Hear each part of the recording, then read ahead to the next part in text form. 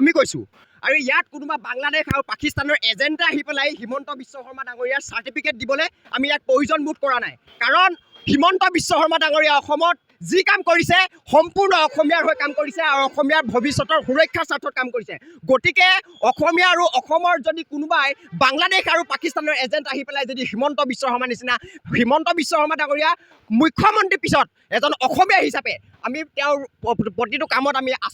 আছিলোঁ আৰু ভৱিষ্যতে থাকিম কোনোবা যদি বাংলাদেশী জেহাদী গ্ৰুপ আহি এই মাদানীৰ নিচিনা গ্ৰুপ আহি ইয়াত যদি অসমৰ কোনোবা অসমীয়াক যদি ৰঙা চকু দেখুৱাবলৈ হয় তেনেকুৱা ৰঙা চকু নাথাকিব তেনেকুৱা মানুহ নাথাকিব বুলি আমি অসমীয়া যুৱ মঞ্চ আজি স্পষ্ট ভাষাৰে কৈ দিছোঁ আজি প্ৰতিবাদ কৰিছোঁ এই প্ৰতিবাদে কাম নহ'ব কাৰণ এইখন অসম হয় এখন বাংলাদেশ বা পাকিস্তান নহয় ইয়াত কোনোবা বাংলাদেশ পাকিস্তানৰ এজেণ্ট আহিব আৰু এনেকুৱা কিছুমান কথা ক'ব এনেকুৱা টুলুঙা মন্তব্য নিদিবলৈ কৈছোঁ অসমত যিমান এইবিলাক গ্ৰুপ আছে জেহাদী গ্ৰুপ এই গ্ৰুপবিলাকক অসম চৰকাৰক আমি ভাঙি পেলাবৰ আহ্বান জনাইছোঁ আৰু অতি সোনকালে এই মাদানী নে এইটো কোনটো জেহাদীটো যোনটোৱে বাংলাদেশ আৰু পাকিস্তানৰ ছাপৰ্ট লৈ পেলাই অসমৰ কথা বেয়াকৈ কৈ আছে এই বাংলাদেশৰ ছাপৰ্টাৰটোক অতি সোনকালে ভাৰত চৰকাৰে গ্ৰেপ্তাৰ কৰি ইয়াক মানে তিহাৰ জেললৈ পঠিয়াবলৈ আমি অনুৰোধ জনাইছোঁ ধন্যবাদ জয় আই অসম জমিয়ত উলেমা ই হিন্দ নামৰ এই সংগঠনটোৰ এজন নেতা কি মাদানী নে ফাদানী তেখেতে ক'ত সাহস পালে অসমৰ মুখ্যমন্ত্ৰীক গ্ৰেপ্তাৰ কৰাৰ দাবী জনাবলৈ তেখেতে ক'ত সাহস পালে অসমৰ মাননীয় মুখ্যমন্ত্ৰীক অবৈধ বেদখলসকল উচ্ছেদ কৰাৰ বাবে অপহৰণ কৰাৰ দাবী তুলিবলৈ তেখেতে ক'ত সাহস পালে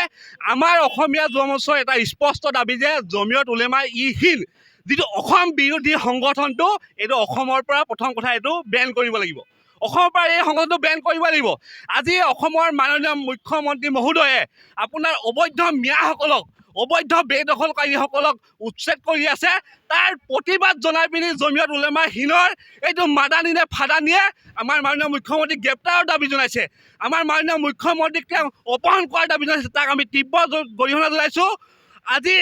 মাদানীয়ে যে অসমৰ সত্ৰ প্ৰায় 12,000 ভূমি অসমৰ সত্ৰভূমি যে অবৈধ বেদখলকাৰী অবৈধ মিয়াসকলে দখল কৰি আছে তেওঁলোকক উচ্ছেদ কৰাৰ তেওঁ কিয় দাবী নজনায় এই যিটো মৌলবাদী সংগঠন যিটো পাকিস্তানী আৰু বাংলাদেশী সমৰ্থন কৰা সংগঠন জমিয়ত উলেমা ই হিন্দক অসমৰ পৰা বন্ধ কৰক আৰু মাদানীয়ে আপোনাৰ বাংলাদেশত গৈ পাকিস্তানত গৈ তেখেতে কোনোবা এখন ৰাজ্যত গৈ নিৰ্দেশ দিয়ক যে বাংলাদেশৰ মুখ্যমন্ত্ৰী সলাব লাগে পাকিস্তানৰ মুখ্যমন্ত্ৰী সলাব লাগে অসমৰ মাননীয় মুখ্যমন্ত্ৰী মহোদয়ক আমি অসমীয়া জনতাই সমৰ্থন কৰিছোঁ যে অসমীয়া মাননীয় মুখ্যমন্ত্ৰী মহোদয় আমাৰ অসমৰ যিমান বেদখলকাৰীসকল আছে সকলো বেদখলকাৰীক উচ্ছেদ কৰিছে আৰু এই উচ্ছেদ অভিযান তীব্ৰতৰ কৰিবলৈ আমি জনাইছোঁ বিশেষকৈ অসমীয়া জনতাই স্পষ্ট কথা অসমৰ এতিয়াও যিবোৰ সত্ৰত আপোনাৰ অবৈধ মিয়াসকলে বেদখল কৰি আছে সকলো অতি শীঘ্ৰে উচ্ছেদ কৰিবলৈ আমি দাবী জনাইছোঁ